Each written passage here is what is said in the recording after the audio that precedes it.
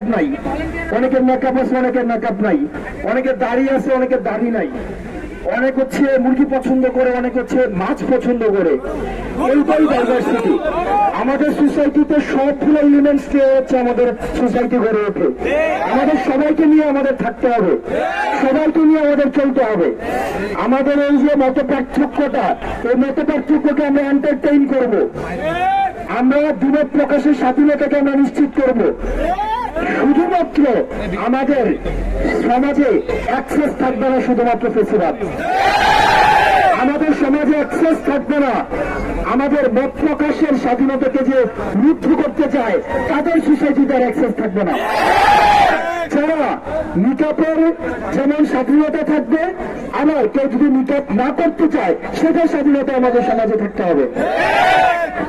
প্রিয় কুষ্টিয়া ইসলামিক বিশ্ববিদ্যালয়ের ছাত্ররা, আপনাদের সাথে আমাদের লড়াইয়ে, আমাদের সংগ্রামে, আমাদের হচ্ছে পরবর্তী বাংলাদেশ বিনির্মাণে আপনাদের সাথে আমাদের দেখা হবে।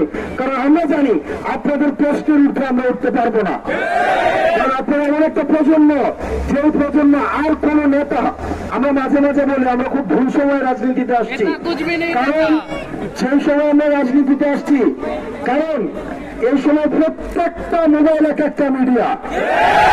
সুতরাং এখন যেভাবে আমরা মিডিয়াকে কিছু গত 2-3 দিন আগে মিডিয়াকে আমরা চ্যালেঞ্জ করছি না, ওদের হাজার হাজার কোটি টাকার ইনভেস্টমেন্ট, কিন্তু আমাদের 12,000 টাকার এক একটা মোবাইল আমাদের সামনে কিন্তু রাখা হইতে পারে নাই।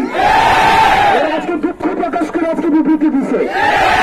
আমরা এক একটা মানুষ, এক একটা মিডিয়া, আমরা এক একটা মানুষ, এক একটা হচ্ছে সাংবাদিক, আমরা এক একটা মানুষ, এক একটা প্রশ্নকর্তা। সুতরাং আমি 2 জনের চোখ ফাঁকি দিতে পারবো, 10 জনের চোখ ফাঁকি দিতে পারবো, কিন্তু আপনাদের 100 জনের 200 চোখ ফাঁকি দেওয়ার ক্ষমতা আমার নাই। সুতরাং রাজনীতি, আমরা বলেছিলাম যে রাজনীতি আমরা রাজনীতিবিদদের জন্য কঠিন বানিয়ে দেব, এবং সেটা আমরা করতে পেরেছি। ইসলামিক বিশ্ববিদ্যালয়ের শিক্ষার্থীরা অনেকে আছে, আমার ছাত্র, আপনারা ভালো থাকবেন। এবং আমাদের শেষে আমরা জুলাই সনদের জন্য আমরা 3 আগস্ট আমার শহীদ মিনারে মিলিত করব।